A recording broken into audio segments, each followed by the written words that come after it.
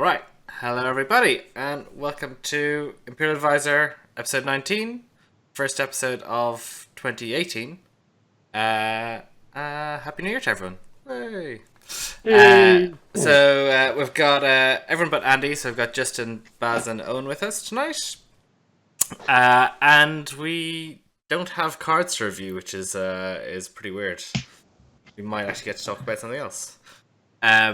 So we're gonna talk about a few little odds and ends first up, and then we're gonna get sunk into a bit of deck building, which we kind of haven't gotten to do in a while.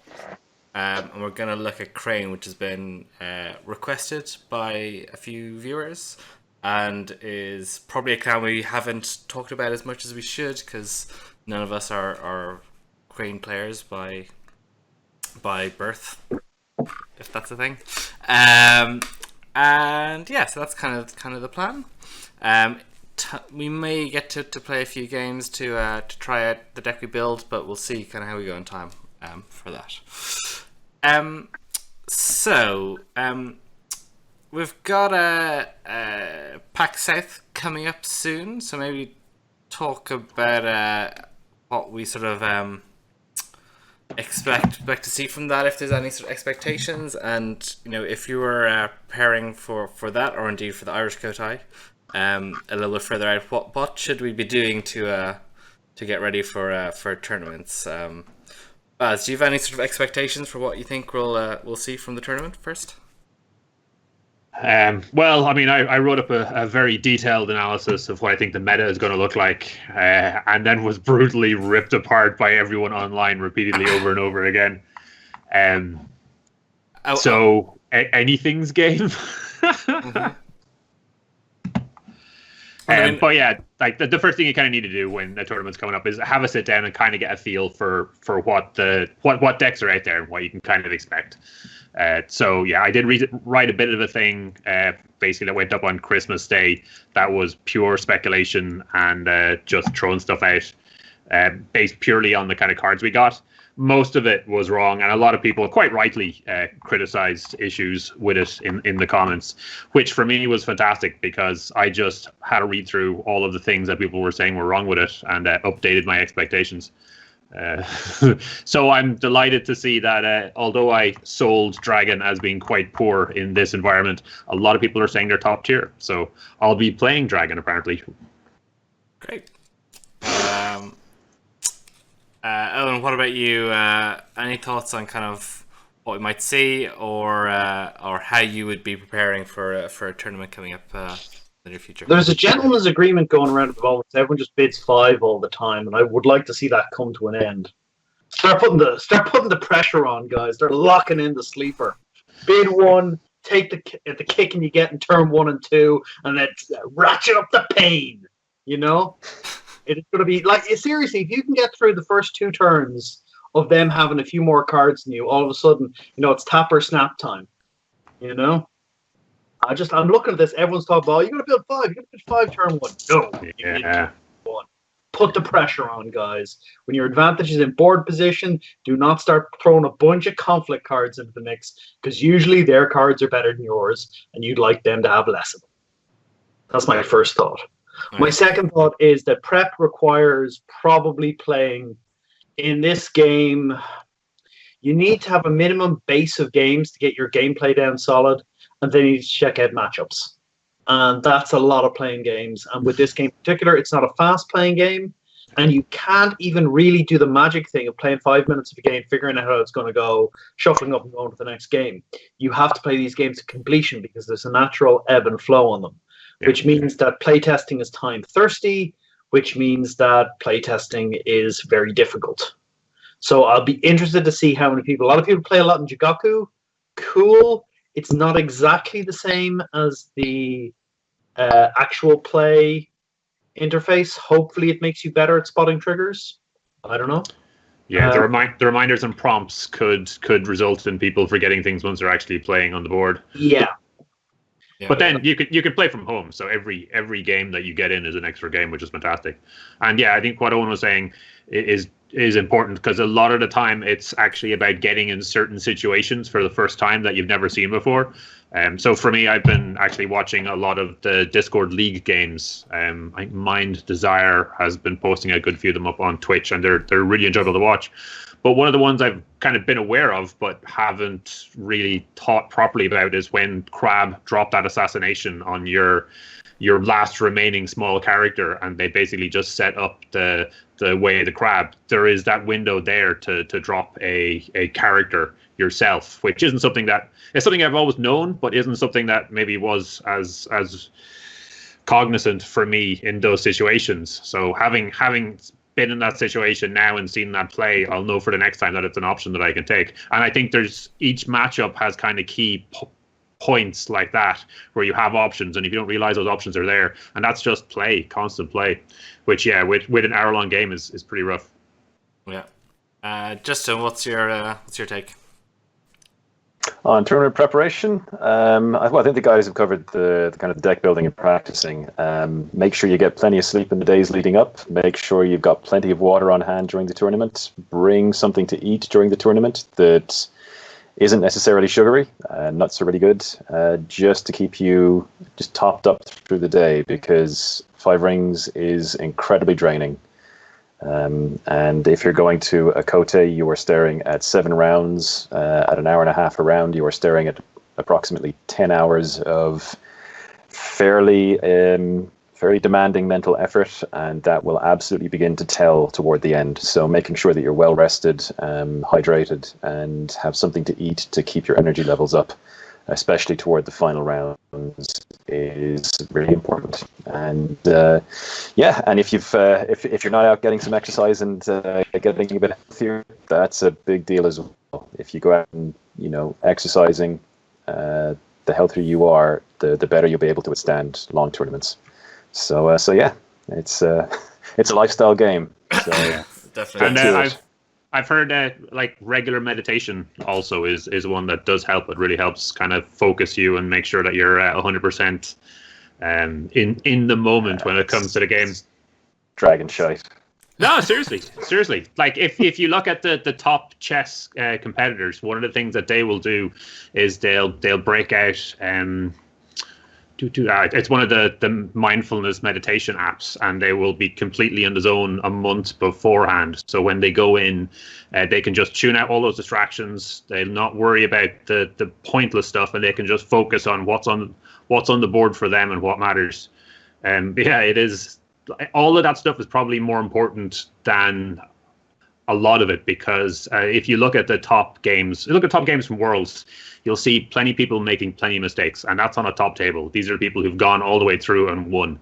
It is a stamina situation. Yeah, and absolutely. And we know from all the previous tournaments that it goes on far longer than you're expecting. I think I probably should be bringing myself a packed lunch, and expect to not be able to get a lunch break, because half the games have gone to time and extended out, and there might not even be an opportunity for it over a full day. Yeah, have a minion to bring you food and water. Rounds are probably going to end up being about an hour and a half, I would say, in most cases. So build your day around that. Okay. Possibly less of an option for most people or in this game, because there's a lot of clan loyal people. But I know for Netrunner, I always picked the most simple and basic deck that I could. One that won or lost really quickly. So by the time I got to round 6 or 7, it hadn't been too much of a drain on me. I think this is going to be a situation where you're hopeful that your clan is currently set up that way. I think maybe Dragon will be. I think maybe Crab probably would. Phoenix is going to be 24/7 thinking all the way through. So you're on the hard one there, Justin. Yeah, you see, I don't actually agree with that. I think Phoenix are, well, actually, in fairness, I've really only been playing Phoenix, and I'm used to I've played Phoenix and I suppose Spider to a lesser extent the whole way through, which were quite technically challenging clans, although for different reasons.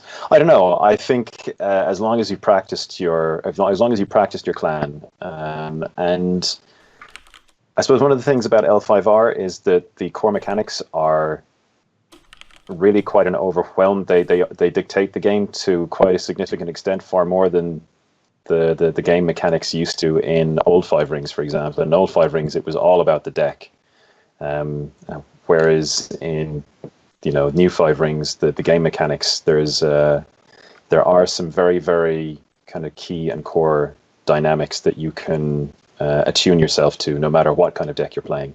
So just a lot of practice will help you to key into those, and just to understand like just the natural ebb and flow of the game, and when you should be pushing, when you should be holding back, when you need to pass early, when you don't need to pass early. I mean, these things that come with experience, but there are also things that translate across multiple decks. I don't think there's been such a divergence yet in archetypes in Five Rings that you need to kind of really master a deck completely. It obviously you want to practice with a deck and practice with it an awful lot, but I think the core mechanics that are shared by all decks still form a sizable proportion of all interactions, and basically the kind of the skill set of Five Rings.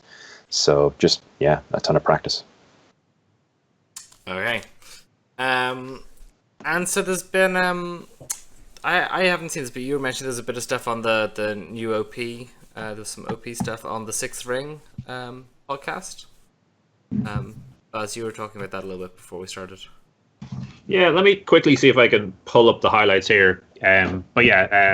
Melissa on the Sixth Ring did get to interview the head of the American OP, and he gave a couple of the details of what we're expecting. So essentially he was talking about the store options and what's going to be coming in future. So I think the first one is they're basing them around stronghold events is the idea, and your local store is your stronghold.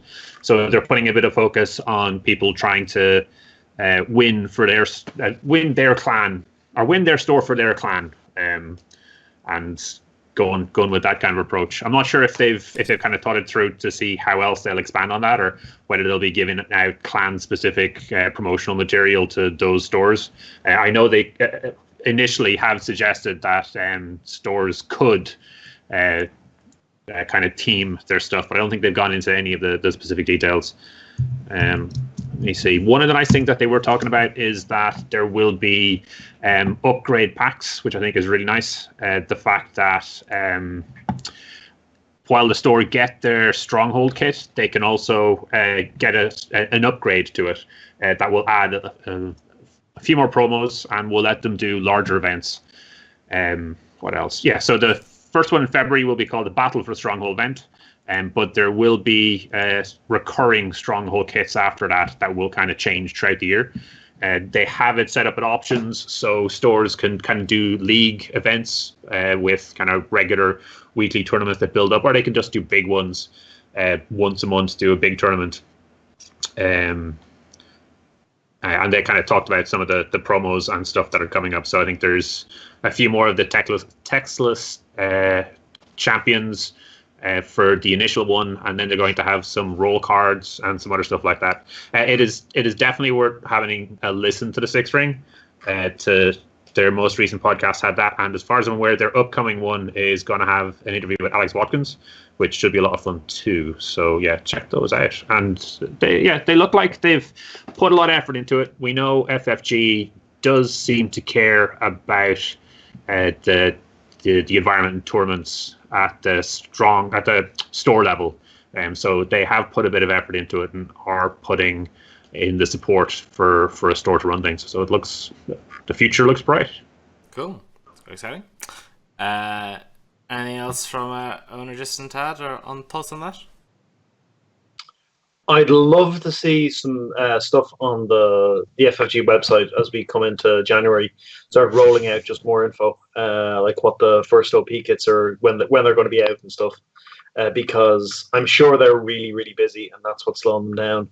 But it'd be lovely to see some stuff up there, just saying, look, this is what's happening next. This is the next plan going forward. I know that January is just probably going to be mostly the two Kotais. I believe there's ourselves in Cork and PAC South. Yeah. And I don't know if there's any other big tournaments in January, but there will be more going forward. But it'd be nice to see some local stuff as well, because the first kit did a good job of giving people kind of 3 months of tournaments. So it'll be nice to see the next tranche of stuff coming out. A little bit more about the release date of the Phoenix pack and what's the plan for after the Phoenix pack. I just want more info. I want more stuff. More stuff, please. Yeah, cool. Just anything else? No, not really. Guys have got it covered. Cool. Okay, so there's not a ton of news. So I think we might dive into some Crane deck building. And so let's bring that up. So I have started with a sort of base Shizuka Toshi Secret of Air template. So Justin, maybe do you want to sort of take lead decision maker person for the deck? Yeah, sure. And we can sort of maybe talk about the process of how you sort of even just sort of start deciding, you know, where my strengths are, where my weaknesses are, what sort of deck do I want to build. Yeah. Okay, so I would say the first thing you want to start with in general is taking a look. Well, the first thing you want to start with is taking a look at your stronghold to see what stronghold does. So in the case of the Crane, they can bow their stronghold to bow a character with a political skill of 2 or less during a political challenge, which gives them a modicum of control over political challenges involving weenie enemy characters. And the next thing is your role, which is the Secret of Air. So for Secret of Air, the Crane can play 2 air provinces, and every time an air province is revealed, they gain a fate. And they have 10 influence, so it doesn't give them any additional influence. So probably the place to start off at the beginning is with your provinces. These are the cards that will be played. I mean, these are the cards that you are guaranteed to see them pretty much in each game. They start in play, and they can have a significant impact on how you build your deck or how you start to strategize. So we'll be starting with both the air provinces. So actually, well, there's 3 air provinces. So there's the 2 core set provinces. Is there another one? The Art of Peace. Oh, there is before the throne as well. Sorry, my bad. Yeah. Ooh, 5. 5, yeah. Is it 5? God. So, okay, we've got Before the Throne, Fertile Fields, Frostbitten Crossing, Manicured Garden, and the Art of Peace. Oh, yeah, right. That's right. So, the ones that would generally see play are going to be the resource ones, which are Fertile Fields and Manicure Garden. You can take a look at the other ones briefly as well. So Frostbitten Crossing is if your deck is particularly susceptible to Dragon, or actually bizarrely if your deck is really susceptible to Cloud the Mind, then that's worth consideration because it will blow up any. You can use it to blow up Cloud the Minds on your own guys. So it's a metagame consideration. If Dragon is a huge problem, then it's something you would definitely consider. Both Manicured Gardens and Fertile Fields, as we said, are the default ones. Fertile Fields draws you a card. Manicured Gardens generates a fate as an action. And again, Manicured Gardens, because it's an air province as well, when you flip it, you'll gain a fate, and when you use it to action, you'll gain a fate. So you can potentially gain 2 fate out of nowhere in a conflict. Fertile Fields draws you a card. We've said Before the Throne is a 5 strength province. When it's broken, you take 2 honor from your opponent. So if you were going in the direction of a Dishonor build, you would certainly consider that. But I don't think Crane are very well set up for Dishonor at the moment. So we are going to probably pass on this one. And then you've got the Art of Peace, which just doesn't really fit into how conflicts work in 5 rings all that much. So I mean, you're looking, your ideal situation is, you dishonor multiple of the enemy character, of like the opposing characters. You honor multiple of your own, but I mean, seeing a conflict with more than 1 or 2 characters on each side is very, very rare. And if you're defending with 1 or 2 characters, you are probably defending to save the province, not to have it broken. So when you take a look at the actual cost of getting anyone honored by this is defending with them and basically using them up for the turn, and that's a huge cost. So yeah, the primary use of this province is really to set up a noble sacrifice. Yes, yeah. Yeah, absolutely. And because you can't be guaranteed, because you don't know when this province is going to show up, when it's going to be cracked, it's a little unreliable. So in general, I think I would plump for fertile fields, manicured gardens. They are just the default. They get you resources. They get more stuff. They help your deck do more of what it's supposed to be doing, what it's meant to be doing. So Yeah. I would start with those. Would you Is there anything to be said for frostbitten crossing? There Yeah, is. like you said. Yeah, One- I think it's a medical. Yeah, one of the problems is participating. You can only do it to participate. Yeah.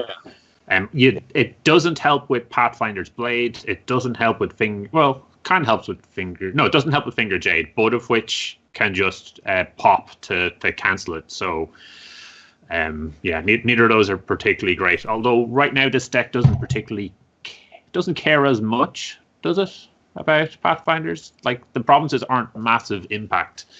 Anyway. No. The other thing that you're kind of cared about is the talisman. I mean, the talisman can be in conflicts on the attack, so that could happen, and it would kind of help you on the offense. But again, I think the issue is participating. So it's not always reliable on who you get to target with it. I know Justin has mentioned it's a good option for Dragon, but again, if Dragon are playing Pathfinders, then that's not really going to work. So yeah, but I mean, you pays your money, it takes your choice. Like if Dragon is that much of a problem, then maybe you do. It's one of those situations where you have to test the card. If it makes a difference, then you include it. If it doesn't make all that much of a difference, or if it's too patchy, then you just give up on that matchup regardless. Like it's one of these things with the meta card. Like if you end up if metaing for a specific matchup damages you too much in every other matchup, then you're often better off just giving up the bad matchup to help yourself in every other one. So yeah, like I wouldn't be a fan of Frostbitten Crossing. I think it is something that I think with the current meta the way it is, I think it could be a good choice, because there's at least a few attachments in every deck right now. The Cloud the Mind interaction was something I hadn't realized before, but that makes a lot of sense. And Cloud the Mind is increasingly being played. We're beginning to see Crab, and we've seen some line decks slip it in. So Cloud the Mind is a big feature in a lot of decks. And any sort of attachment control, I think, is strong. I would actually consider this over maybe Fertile Fields. Yeah, depends what the card draw looks like. Is there an argument for is there an argument for not playing two air provinces? Are we playing them just because we can?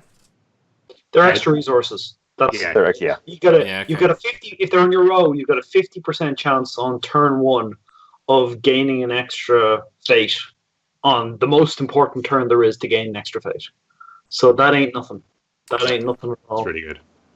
Okay. Okay. So we have 3 more to do for our lineup. I think for Fire we're looking at Meditations. For Void we're looking at Shameful Display. Earth we're looking at Entrenched.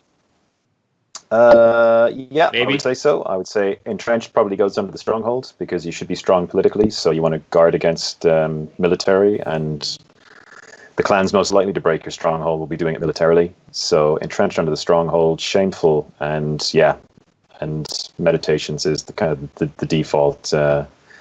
The default Fire one as well, if you're looking at kind of board control and resource control.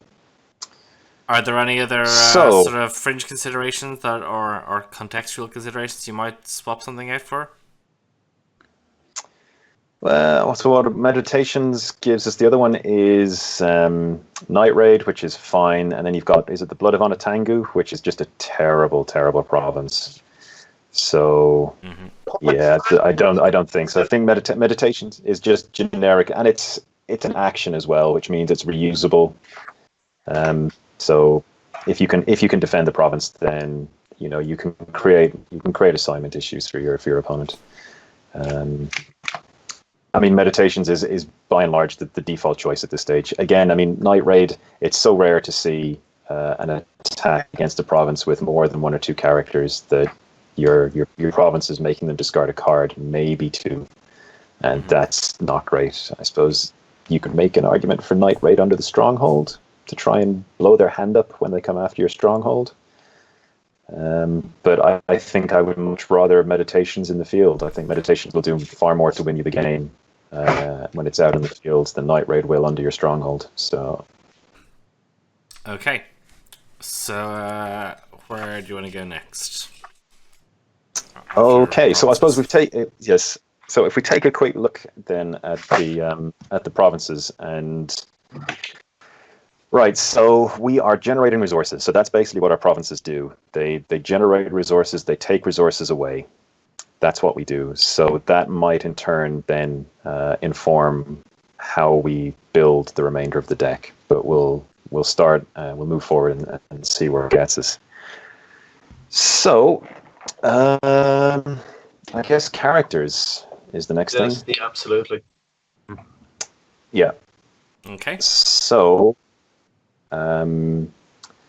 right. So now we hit the biggest issue that Crane have, which is that the vast majority of their really good characters are 2 cost, which is both a curse and a blessing. It's great insofar as having an array of cheap, effective characters gives you an awful lot of flexibility and an awful lot of aggressive potential. It's a bit of a drawback because it's that magic assassination number where you don't really want to invest too much fate onto them because you're asking to have 3 of your fate potentially removed by a card and 3 honor in assassination, which is not a great trade at the start of the game. And you're not a deck that... Yeah, and I mean, like, if you're playing like a wide deck of 2 cost guys, then you are playing an aggressive game. You're bidding high, so you're very unlikely to be able to punish the expenditure of honor for assassination. So that's a bit of an issue. So I don't know. Do we want to? Well, maybe pull out some of the highlight characters. Like, what are the kind of top characters? If we pull out like just the best Crane characters, so we'll start with their two best characters probably, which are the Doji Challenger and the Voice of, or the Guest of Honor. So those are actually 3 and 4 cost characters. Okay. Yeah. So just sort of the Challenger is a 3/3 Bushi Duelist, and when he's attacking, can sort of hook a character in. Yeah, harpoon a character in, and then the Guest of Honor, while the Guest of Honor is participating in a conflict, the opponent cannot play events, which is quite the shutout. Yeah. So, and then there's also been a lot of talk about Kakita Yoshi. Mm-hmm. Yeah. And so, again, not a 2 cost, but a pretty punchy 5 who can discard the favorite to draw cards, reducing the cost of each event you play during this conflict by 2. Yeah. Okay, so I mean, we could consider making a deck that features Yoshi or building a deck that works really, really well with Yoshi, that kind of works to his strengths. Mm-hmm. So I mean, we could just do that. I mean, obviously, if you're producing lots of resources, and like your provinces are producing resources and drawing cards, and Yoshi helps you. Yoshi also draws cards and helps produce resources. So you could build a deck that focuses on kind of maximizing Yoshi's utility. That could be a way to go about it. Mm-hmm. So let's do that, shall we? So Great. If we put in 3 Kakita Yoshi. Okay. And he's 6 politics as well, so he is a fantastic province smasher on his own. His 2 military isn't wonderful, but politically he's on a par with the Crane Clan champ. So yeah. So then, what sort of balance of numbers of characters would you be looking to have? Usually, actually, we'll go with Owen. Owen. I only is gonna rate pick, the more expensive crane that I rate are the Doji Challenger, the Doji Representative, and the Guest of Honor. And Hataru, but I think people find it difficult to play 2/5 costers sometimes. But they're the only ones I really rate. The Challenger is incredible. She's incredibly disruptive. She's definitely worth playing 3 of, I think. The Representative is underrated how strong she actually is. The problem with her is she doesn't really have a deck yet, because she's much better when you have a few attachments to throw on her. And the crane decks often don't run a lot of attachments, so that's to her detriment. And the Guest of Honor is just a head wrecker. She is an absolute head wrecker if she gets going. So those are the ones I rate. Kazan is... he's so hard to win with. yeah, So- I don't like him. No. I don't like him. He's beautiful art, wonderful, well, decent stats, I guess. But his duel is really what it's all about, and his duel I don't think is actually great. It doesn't do much for you a lot of the time. There are obviously situations in which it can be amazing, but the majority of the time it's just not worth it. Which is a shame because he is a duelist. The Origami Master is... I just think way too much work for what he does. I think he's I mean, just not when a you fan. compare him to other clans premier 4-drops, like when you compare him to the Witch Hunter and Crab, or you compare him to the Neaton Master or the Adept or the Prodigy of the Waves, he's just not that impressive. One of the considerations with the Origami Master is that we're probably going to end up playing the Asahina Artisan, the 1-cost 0/0 that can bow to give +3 politics, because that's pretty good. Yeah. That is the Shigenja. Squeezing a few more Shigenja into the deck would open Cloud the Mind, but you're stuck between the Asahina Storyteller, the Origami Master. Do they have another one? I don't think they do. No, I don't think so. And they're chunky 4-cost characters, and they do both have 4 politics. And I know personally I've been down rating politics compared to military just because I'm used to the old game. So definitely not something to forget from that side. But if we were to include the Origami Master and the Asahina Storyteller, all of a sudden you've got 9 Shigenja in your deck, and you've opened up Cloud Mind, which is always something awesome. But yeah, neither of the Origami Master or the Asahina Storyteller get a lot of bang for their buck, unfortunately. Yeah, so I think maybe we just don't. I think it's one of those situations where I would like to, in making but the investment, in making the investment to play it, you're actually damaging yourself significantly in other regards. Go cheap, I think. Yeah. Yeah. Is Yoshi Imperial? Sorry, can we go? He is. Yep. Yeah. Okay, so we could consider Mia Satoshi Yeah. as a forecast and take and go Imperial. Yep. Dumpster diving for Yoshi. Yeah, I mean, if we're kind of concentrating on building a deck around Yoshi, then it makes sense to Go get him. to kind of go dig for him. So okay, so for purely for grins and giggles in that case, we'll try and make a Yoshi deck. So if we put in 3 Nia Satoshi. Okay. The only thing I dislike about this is Satoshi's better in a clan that isn't good at politics, but will live. Yeah. But we'll just build this and see how it goes. I mean, to be honest, I think if anyone wants to look up kind of the standard crane builds, like the wide rush and stuff like that, then if you just go to 5 Rings DB or anything like that, they're easy to find. So we'll try and build something a little different. Yep. Okay, so Okay. we're already up to 12 characters with our Doji Challengers, Guest of Honors, Yoshi and Satoshi. Okay. So we have a couple of the basics to go back and get in. So we want the 1-cost. So the Doji Whisperer obviously is a fantastic character. A 1-cost 0/3 courtier, hard to argue with. We're probably going to be looking at 3 of the Asahina Artisans, another 1-cost again. Yeah. She's great for grabbing the favor. Yes. So all the way to the top, 3 Asahina Artisans. And the favor is going to be really important for this deck because... Yeah. Then you've got the Brash Samurai and the Cautious Scout, and Daidoji Narishima as well. So the Brash Samurai is just pure efficiency. I mean, that's a four military attackers. Yeah, absolutely. You can't pass up numbers like that.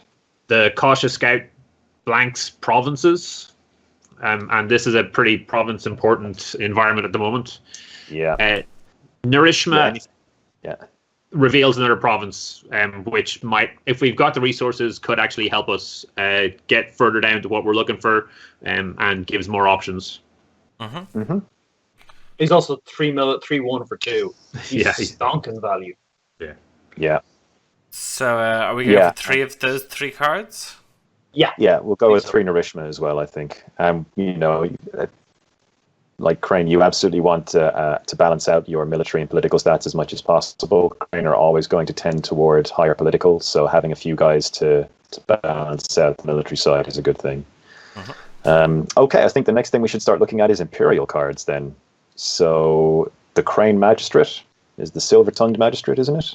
Yep. Yes. Yeah, not amazing. So she's the one that blanks people that have fate on them, isn't she? Yeah, has no fate. Has no fate. Okay, right. We're starting to get. Maybe we can start building a deck here. Okay, so Now, hold on for a second. She's only on attacking. Only one. That's fine. That's fine. The more Imperial cards we get, the more inconsistent the Satoshi draw is going to get. Now it will be you'll get more of them as you go through, but if we're adding in the Silver-Tongued Magistrate, it's less likely to get us down to Yoshi. That's a fair point, but we also don't want to mill ourselves out of the game too quickly.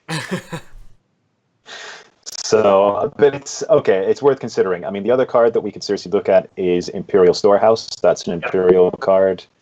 And that should probably automatically be a 3 of in this anyway. I mean, if Mia Satoshi is drawing you an extra card during a turn, that's good value. You wouldn't sniff at that. So we can come back to the issue of Imperial cards. So other Imperial cards would include the Maya Mystic, Seppen Guardsman, Atoma Courtier. None of those. I mean, the Maya Mystic may, depending on the splash. Yeah. The Imperial Palace. But only maybe. Imperial Palace, yeah. That seems really good. Okay.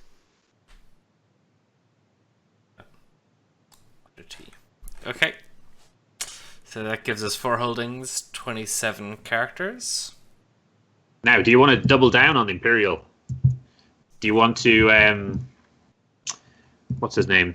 Include the Seppen? Oh, Seppen Ishikawa. Ishikawa, there we go. That involves buying a lot of one-costers that are a bit questionable, and the Crane's strength is their good, cheap personalities. Yeah, so, I agree with Owen here. Well, he quite quickly becomes a 4/4 for 3. That's not terrible. He's not. He's not terrible at all. It's just that. But it's great. Yeah. You know, I look at Crane's 2-cost personalities, and they're all just better than he is. Yeah. Even if he's a 3, even if he's 4/4 for 3, they're still better than him. Yeah. Okay. Stuff like the Doji representative is super legit. Shizue has her uses. Especially if we're a favor hunting deck, then Shizue would be great. Yeah, I really like her actually. Okay, so is she going in then? Yeah, we could put 2 in. Yeah, why not? We'll go with 2 for the time being. So that for our talk of the 2-cost, that's 4 2-cost personalities we've got. Oh, there are more. Oh no, hang on. Maybe it's 5. Yeah, 5 with Shizue. Okay, a thought that comes to mind now is so the big drawback or the big issue that we highlighted earlier with 2-cost characters is you don't really want to put fate on them because you get punished, or you can get punished for that. I mean, that's not always true, and sometimes you do want to put fate on them, but a lot of the time you don't. So with Yoshi's ability to drop cards and reduce the cost of actions, do we want to kind of play into a deck that uses Mono no Awari extensively? So that way you've got your little horde of weenie guys that cost 2. You've got your Mono no Awari, which helps blow up their board, minimizing value on their side while really not affecting your board altogether that much. And then you use Yoshi as the kind of the part of the draw and payment engine, so that you can continue to churn out hordes of guys while damaging their board, potentially removing their board, and just run it down. But bringing out a 5-cost character so that you can blow up everything seems a little nihilistic. Yeah, I'm just spitballing stuff here. I'm literally trying to find like, the where to go. Just the thing that something that Crane can do really well that actually kind of works, because there is this bizarre contradiction in how their pieces fit together. I'm just trying to find something. First. Let's say you're going first, and you flip your provinces. What are you mulliganing for? Like, everyone likes to go, cool, I get a 3-coster or a 4-coster, it's really good. I put them out with 2 fate on them, and they're there for 3 turns, theoretically. But with Crane, you've only got 1 or 2 targets like that. And I mean, I don't like the Guest of Honor that much turn 1. She can be really good sometimes turn 1, but a lot of times turn 1 she's kind of blah. The Doji Challenger is the big one, but that's only one to kind of mull for.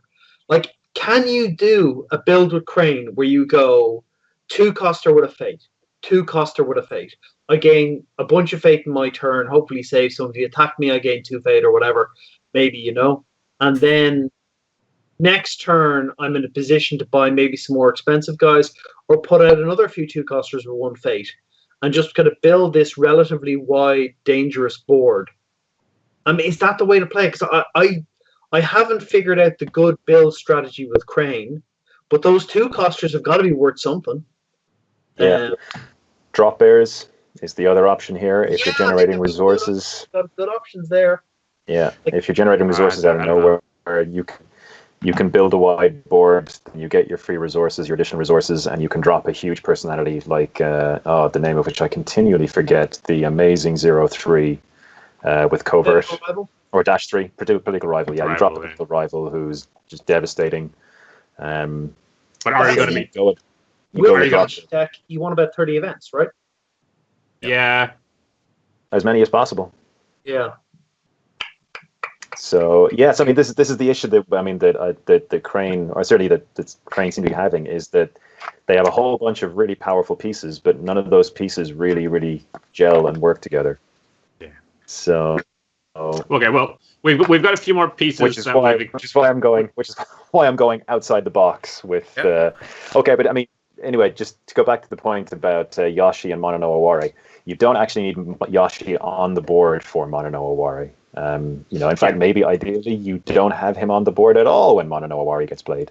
But if you're playing in a deck that naturally wants to put a bunch of 2-cost guys with no fate on them into play, and your deck then gives you additional resources when you get attacked, that gives you the opportunity to play 3 2-cost guys, or like 2 2-cost guys and a 1-cost guy with no fate.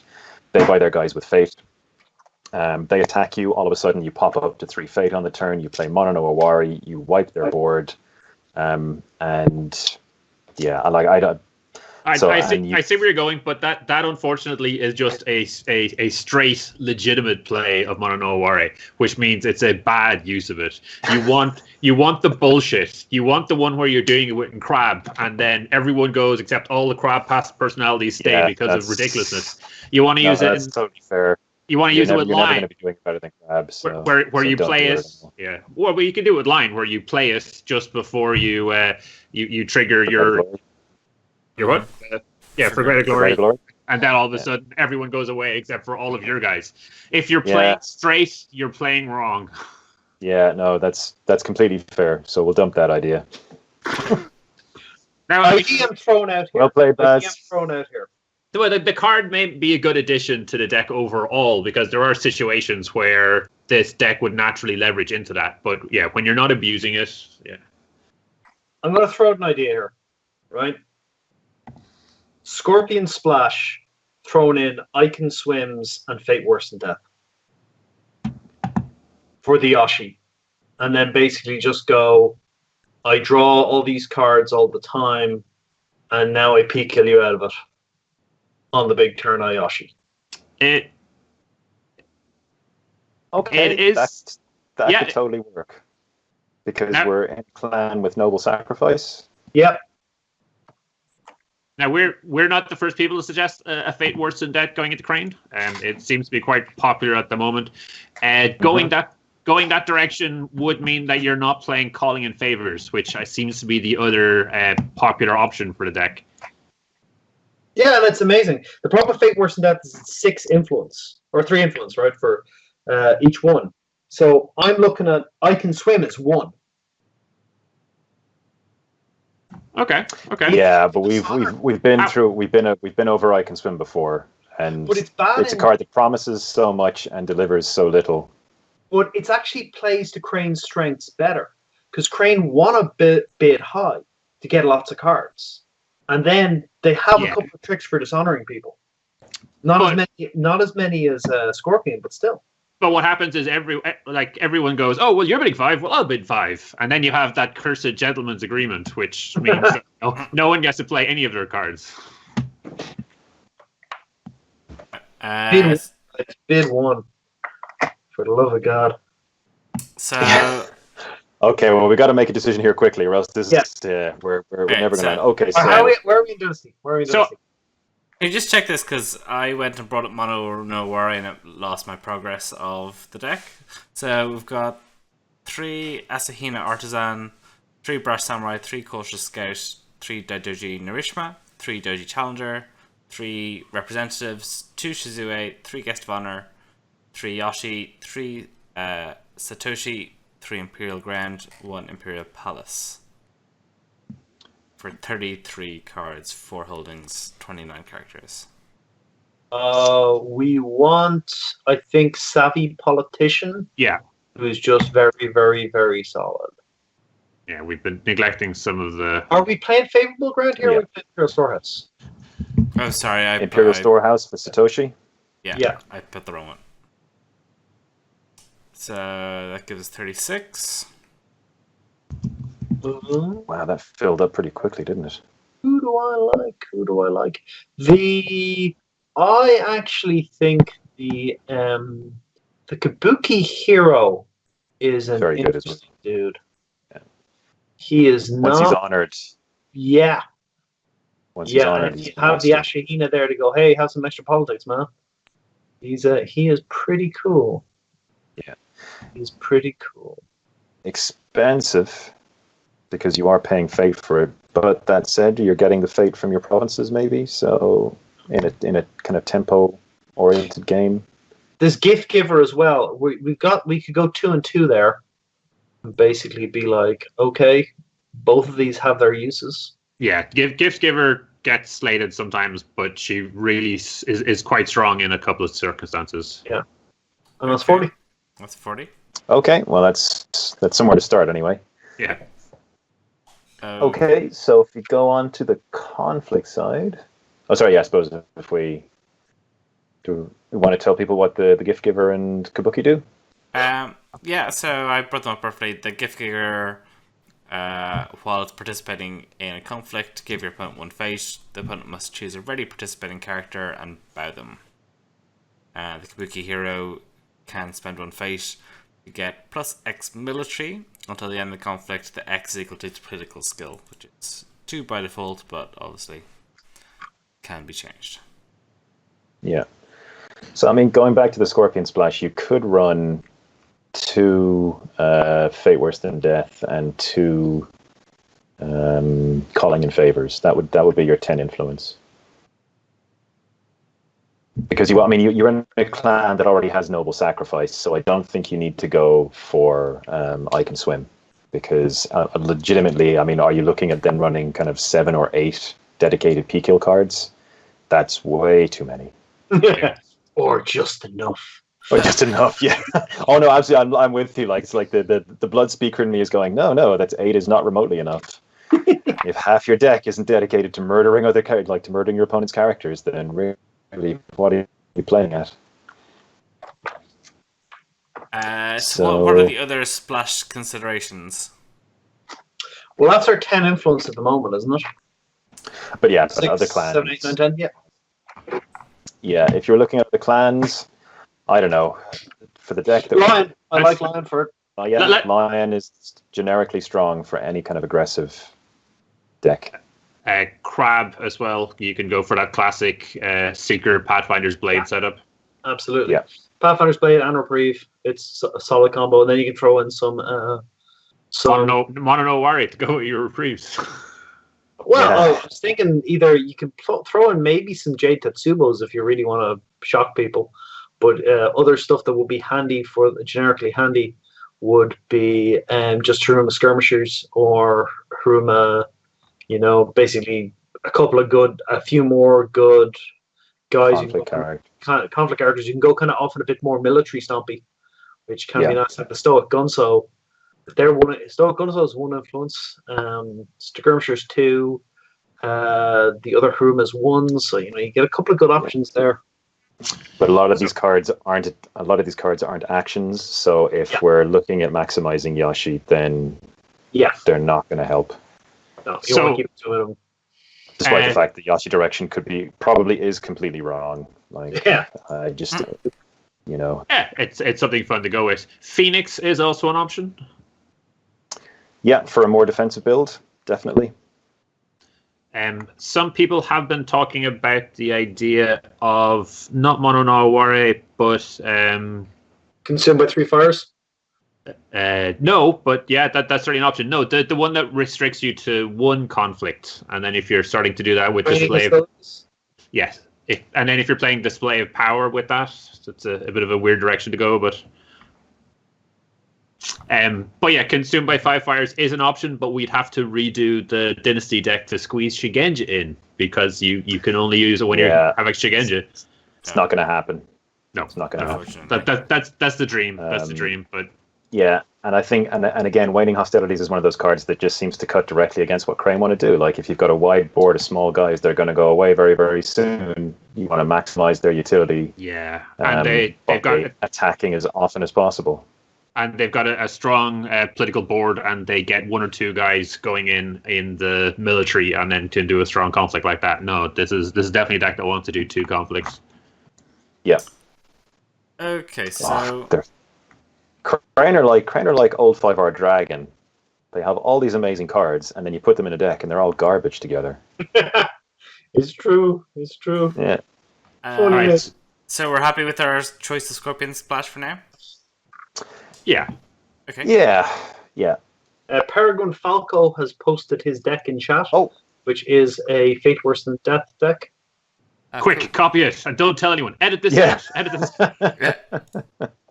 It's okay. You can fix it in the edit. Fix it in the dub. All right, cool. So shall we compare notes? Will that work? Okay, well, maybe we'll finish off our side, and then we'll finish off ours, and then we'll see how we should have done it. He can grade our deck. Yeah. Okay, awesome. So I guess we're looking at our sort of Crane and neutral cards next. Yeah. So, Crane are very good at politics, so 3 policy debate seems like a good idea. You've got the Asahina Artisan there just waiting to crush people. 3-way the Crane is almost an automatic, is an automatic inclusion. Yeah. Mm-hmm. I like to defeat a lot in Crane. Admit defeat is very, very strong. Yeah, it can be very, very good. Okay. 3 assassinations, 3 bonsais, 3 court games. 3 bonsai, 3 court games, certainly. Probably 2 assassination. Yeah, 2 assassination, I think, is kind of the number I'd go with these days, especially if you're bidding high the whole time. Yeah, Crane may be able to get away with it, though. Crane have a lot of honoring effects that will squeeze a few more points of honor out of it. But you're bidding 5 the whole time as well if you're Crane, because But everyone bids 5. 3 for Shane. Shame. Three for Yes. shame. Yeah. Man, this is going to fill up awfully fast, isn't it? That is the point. Are we playing Censure in this deck? You've got Voice of Honor, so So more censure. Yeah, more counter. And Voice of Honor isn't always that reliable. No. And censure isn't that reliable, but together somehow. so 2 Censure, Voice of Honor. Ooh. Sorry? 2 Censure, 2 Voice of Honor. Let's come No. back to it. Three censure. Oh, three 3 voice Test of of honor. Skill. We're going Yoshi. We're going full Yoshi. Yes. Oh, are we going full Yoshi? So we're going No, full We have to go event, full are we? Yoshi. No We're one going goes full Yoshi. We have to go full Yoshi. I don't think you're going to win this by halves. I think you're going to, burn like you're going to be like a Phoenix player, a classic Phoenix player, just on fire, trying to win, by going all out. The full throttle crane guy of decks. This deck is just slowly going to morph into Crane all out blitz. We're going to reach a stage. We're just going to Gorping up's way too slow. Time to bring in Lion. Yeah, absolutely. Woo! And the Sexy Pillow book, obviously. No, Sexiest No. of all the books. It's not sexy. it is at the all. sexiest. It is the sexiest of all books. Is Spies at Court worth considering? It really seems like it is. No, if you're bidding 5 the whole time, then the chances are your opponent is bidding 5 the whole time, and Spies just then becomes Yeah. you're dishonoring a guy and discarding 2 random cards that got a hand of probably about 10 or 12. It's nah. How about, Spies is definitely for dishonor decks. how about Curry Favor? Yes, I was going to suggest Curry Favor.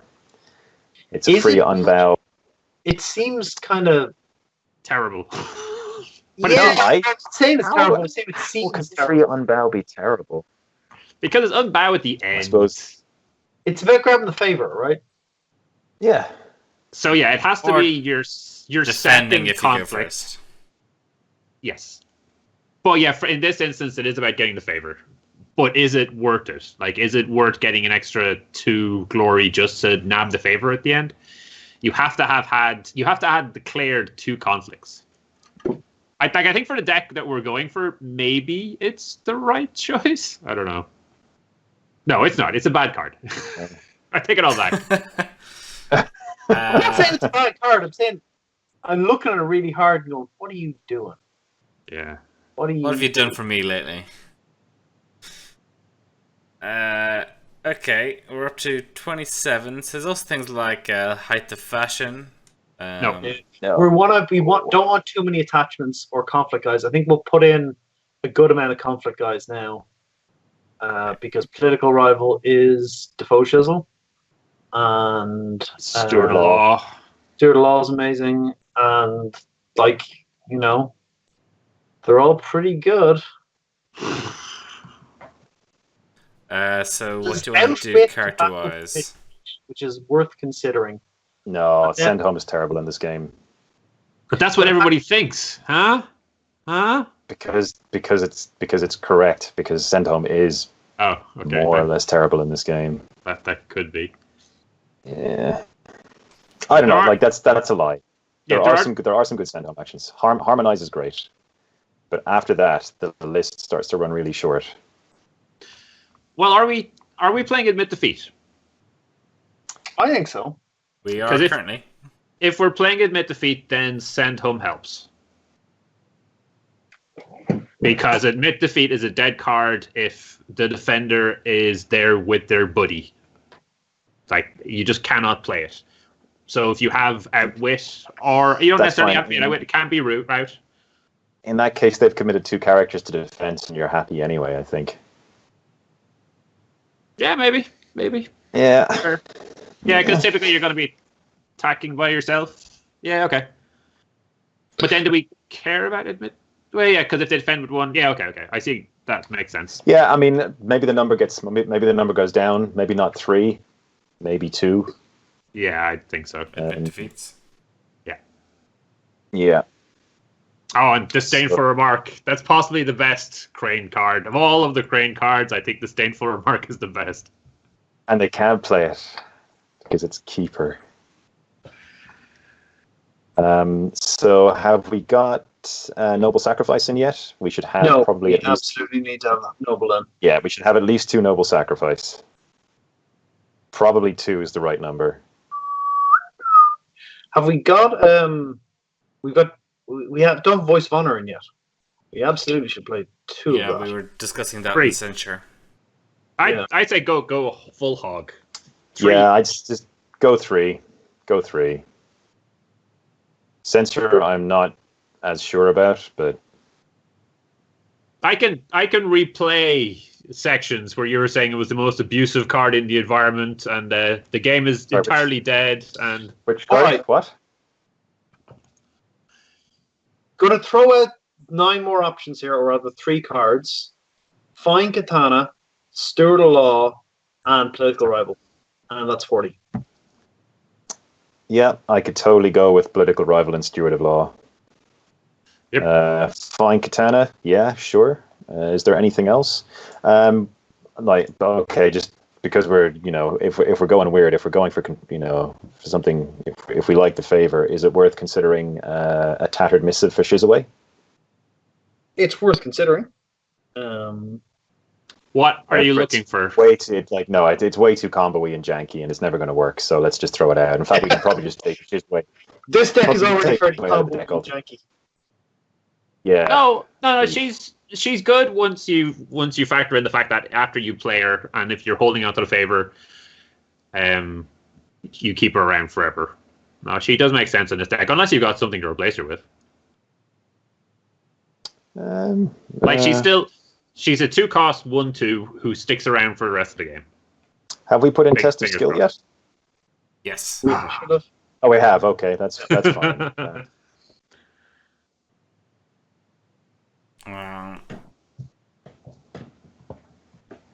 With them policy debates, I'm considering the fan, but the fan is such overkill in Crown.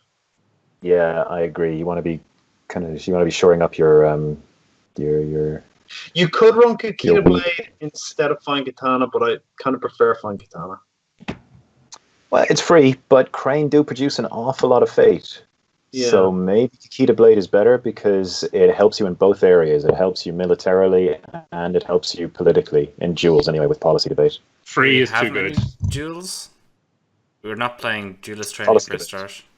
We are just playing policy debate. So is Kakita Blade worth it for policy debate on its own? No. No.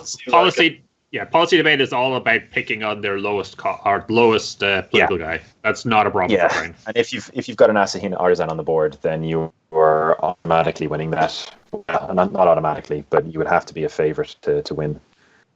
Do you want to put in like that one sneaky Mono no Aware? Yeah. Do it. Okay. Well, so I put in 3 katanas. Do you want to drop to 2 of those? Yeah, go on. Drop the 2 katanas and put in one flashy Mono no Aware. We'll never see it coming. Okay, that gives us 40. So, got 2 Fate Worse Than Deaths, 2 Admit Defeats, 2 Assassinations, 3 Banzai, 2 Calling in Favors, 3 Court Games, 3 For Shame, 1 Mono no Aware, 2 Noble Sacrifice, 3 Policy Debates, 3 Test of Skills, 3 Voice of Honors, 3 Wave of the Crane. Then in attachments we've got 2 Fine Katanas, and we've got 3 Political Rivals and 3 Steward of Laws. So what are we doing with this deck? I know when we did the Scorpion one, we forgot that little section at the end explaining what it's actually trying to do. And I know we're near the end of this deck too, but so just head over, make a bunch of guys, keep drawing cards, and You basically want to build to a big situation where you push the final province, Yoshi's there, you pitch the favor, Yoshi goes infinite. That's what you're pushing. Yeah, Yoshi potentially. Yeah, Yoshi could go infinite. I think that's one angle for the deck. I think in general play, we're going to be looking at the Ring of Fire is going to be quite important for this deck for setting up your Noble Sacrifices and for making sure your Voice of Honors are switched on. For just to make sure you've got those cancels available.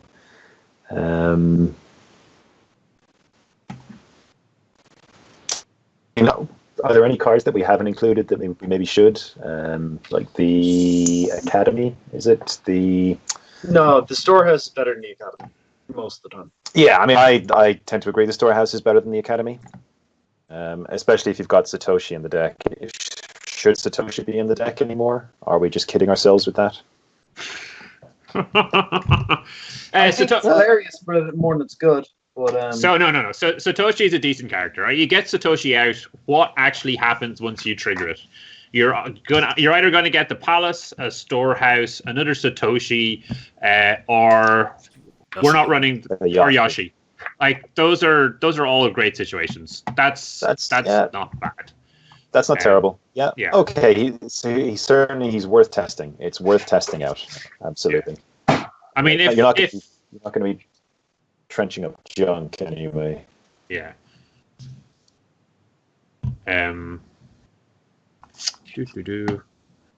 Okay. So okay, fair enough. We can keep Satoshi in.